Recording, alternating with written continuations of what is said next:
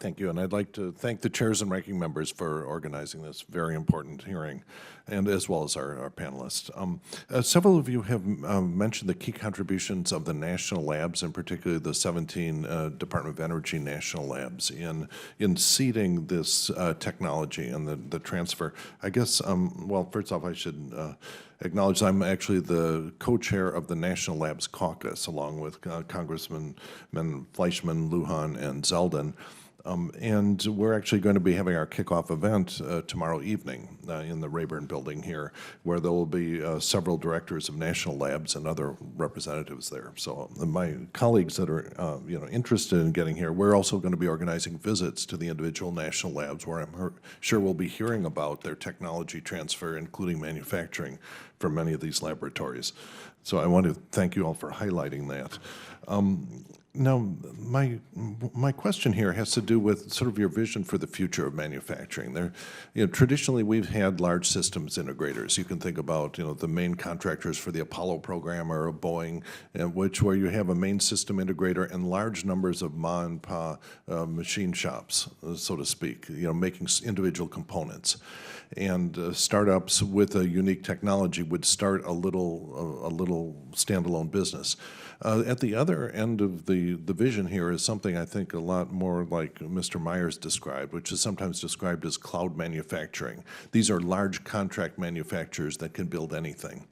And so, a lot of the startups with products in mind now just say, oh, we're going to design the product and it's going to be mass produced by a contract manufacturer, typically in the East for many high-tech products.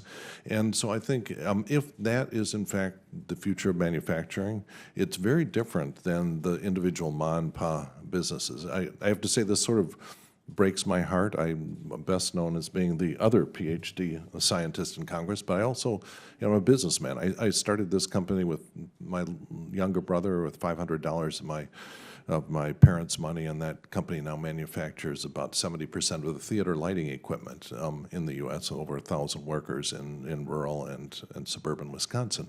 But, if we restarted the business today, it is not clear that the contract manufacturing model is more attractive, and that really affects what your planning is. Are you trying to set up the technology and transferring it to what may be the future of manufacturing? These are when you get a bright idea, instead of planning a startup operation, you'd simply license it to one of the large contract manufacturers.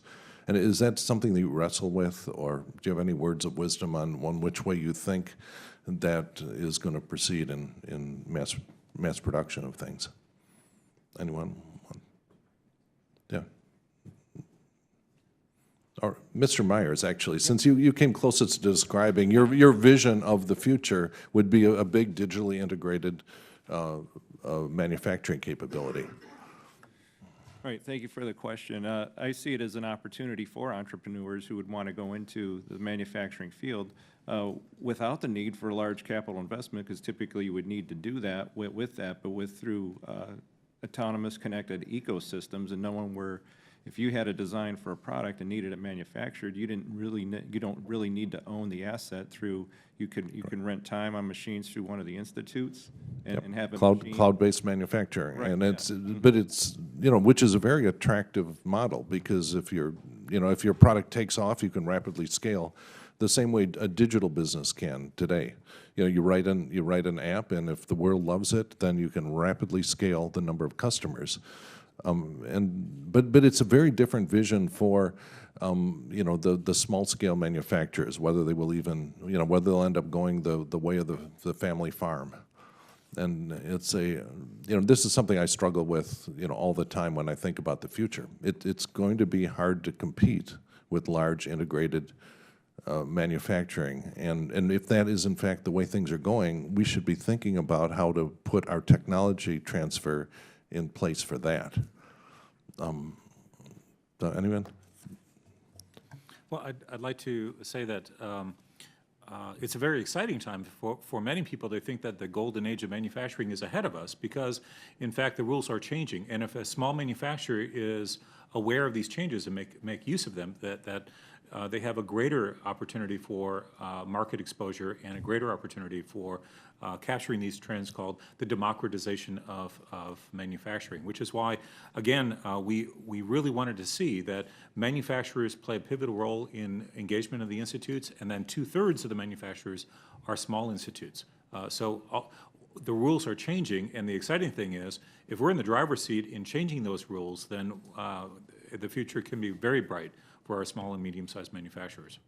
But if you just said that they would exist as people who design products and then sent it to a big contract manufacturer, anyway, my time's up here, but any thoughts that you had on that? Because this, I think, is the big challenge for the middle stand, which I am a proud.